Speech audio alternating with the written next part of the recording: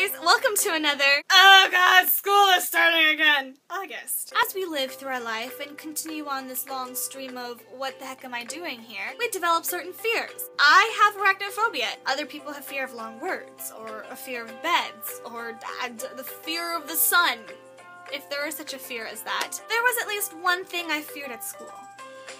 Okay, I take that back. There's actually 4 things that I feared at school. Bullies, the school lunch, finals, and detention. I remember back in those good elementary days where we had nap time and snack time and we didn't have to color in the lines because who cares, at least we're doing something. Teachers used to use this thing called detention, and they used it as a kind of way to make us fear them.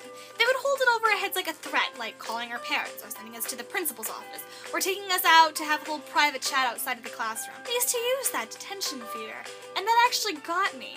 Because I knew that if I behaved wrongly in school, I would get punished at home. So I decided to be the best student I could possibly be.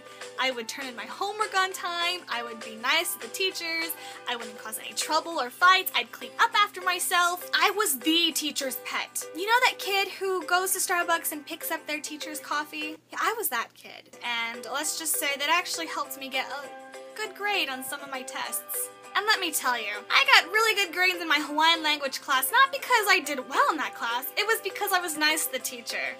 Go me! In all seriousness, I was in constant fear of getting a detention. And I did pretty good, until I hit high school. Everything good ends when you hit high school. Now, how did you get a detention if you're such a kiss-ass? There was a mad woman, and her name will be Mrs. Jerks, because she was a huge jerk! You know why? She got me a detention not for doing something irresponsible or insubordinate or causing trouble in class or picking fights.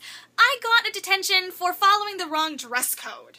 Now, I went to a private high school, and in this high school, of course, we have to wear uniforms, and because we're a private high school, we had certain events which we had to dress in a certain uniform for. And it happened once a month, and I was actually pretty good on it. You know, for boys, they had to wear a white polo with blue slacks, and for girls, they had to wear a white polo with a navy skirt. Simple to remember, right? Well, in actuality, a lot of kids forgot about that, and I was really on it until a few months before freshman year ended. So I came to school with a blue shirt with khaki shorts. And I totally stuck out like a tacky sore thumb. And of course, my dumb luck, Mrs. Jerks just happened to find me right after the first bell rang for us to go to class. You know the little checkbox you write like I said last video? Well, she put insubordinately not following dress code. What? I get a detention for wearing the wrong uniform when some kid like 3 feet away is smoking pot in the bathroom. Are you kidding me? Priorities much? So yeah. I nearly pissed myself and I had to tell my mom that I got detention. And what detention is that I go to school early on a Saturday morning, and for 2 hours I am free labor.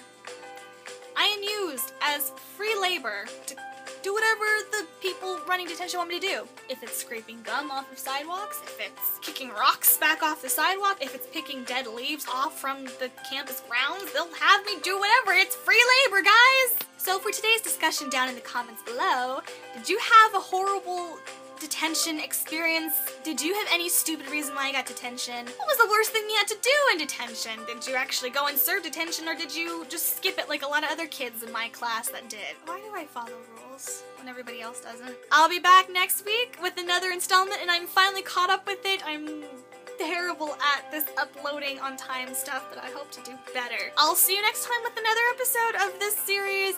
Oh my gosh, this August is going by really fast. Oh Lord, it's almost 2014. What is this? Bye guys.